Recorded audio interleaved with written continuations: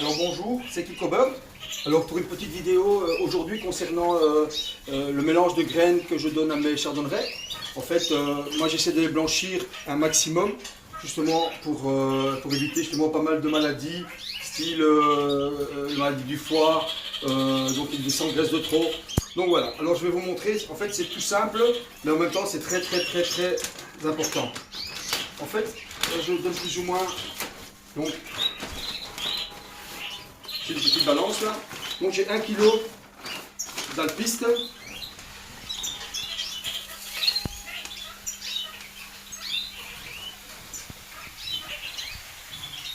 Donc voilà, ici je le fais par 500 grammes. Donc je mets 500 grammes d'alpiste. Voilà. Donc 250 grammes de périlla. La périlla c'est une graine très digeste pour même tous vos oiseaux. Hein.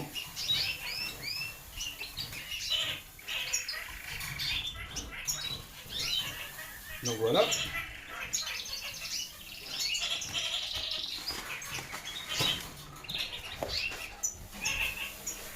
Et alors, la même chose de mélange chardonneret, tout à fait classique.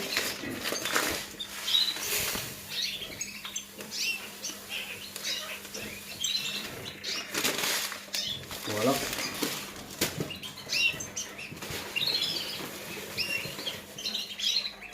Donc voilà. Donc, une fois que ces 3 graines sont mises ensemble, là j'ai fait donc par demi-kilo. Hein. Donc à demi-kilo d'alpiste, 250 g de périlla et 250 g de mélange chardonneret. Donc je mélange le tout, que tout soit bien mélangé. N'hésitez pas à bien secouer.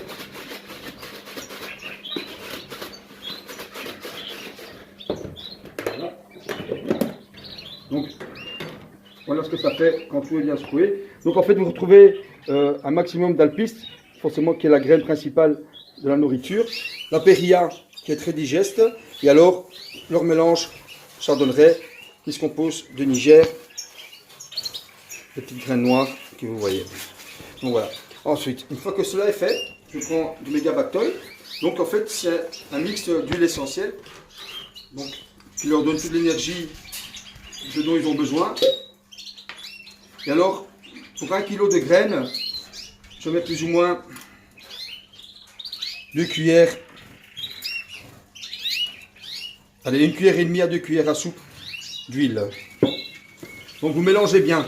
Un petit conseil que je vous donne les amis, quand vous mettez donc un mélange aux graines, commencez toujours par le liquide. Donc tout ce qui est produit liquide, vous commencez par ça. Voilà, donc n'hésitez pas à bien remuer dans vos graines. Voilà. Et alors on laisse reposer pendant, allez, 5 bonnes minutes. Voilà, donc pendant ce temps, Maxime qui est à la caméra peut filmer un peu. Je vous explique alors, en fait j'ai reçu mes cages d'1,20 m. Donc voilà, là ce sont mes 2 mâles porteurs, tête blanche. Voilà, là j'ai déjà un couple qui est formé, et un deuxième couple qui est formé. Ce que je dois encore faire là maintenant, c'est commencer à mettre un peu les sapins pour les tranquilliser un peu, pour les cacher un peu. Et là, j'attends 2 femelles donc, qui vont venir cette semaine-ci.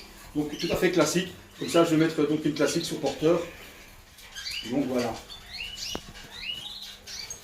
Tout le monde va bien dans l'élevage. Donc voilà, les arlequins portugais.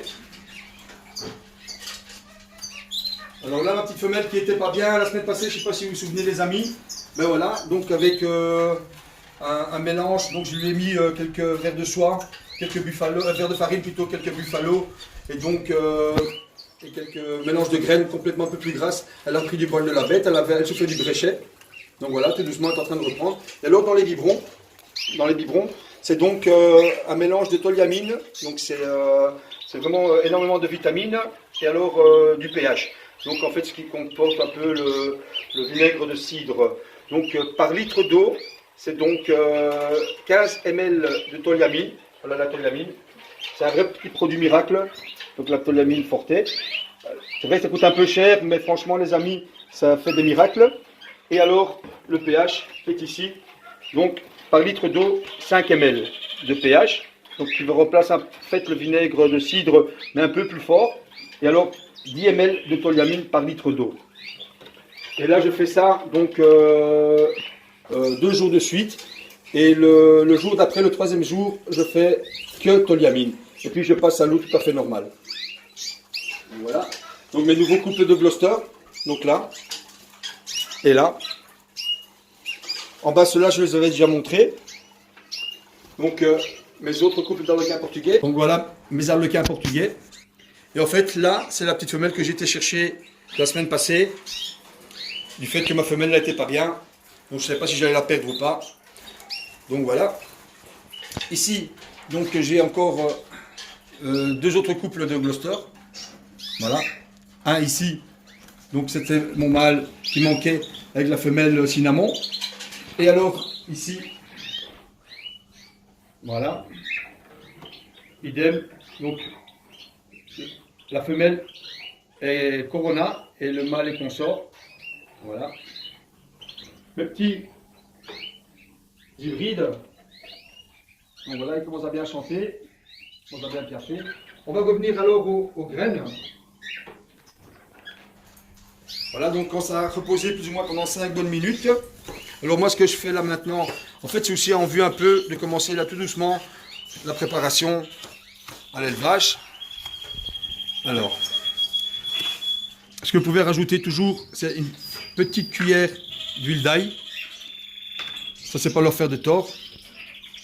Voilà, donc vraiment très peu.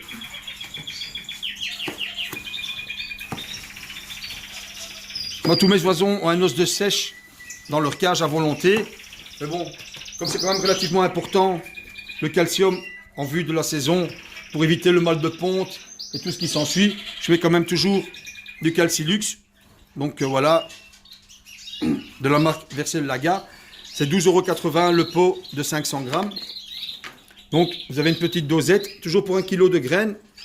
Donc vous saupoudrez un peu partout. Plus ou moins 2, voilà, 2 petites dosettes.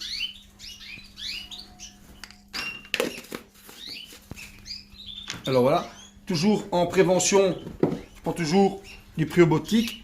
Donc voilà, c'est tout à fait naturel.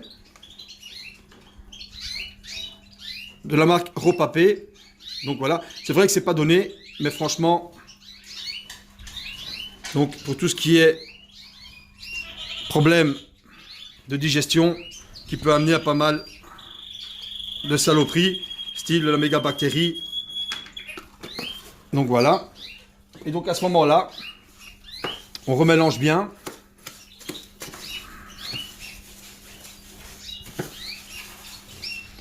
Forcément, quand la période sera appropriée, ce que moi je vous conseille de faire, c'est de rajouter un peu du Fertivite. Moi j'évite de mettre ça dans les biberons, c'est un produit qui pue, donc je préfère mettre ça dans la pâtée. Donc je ferai une petite vidéo prochainement. Et donc, dans les graines. Voilà, donc moi ça c'est mon mélange chardonneret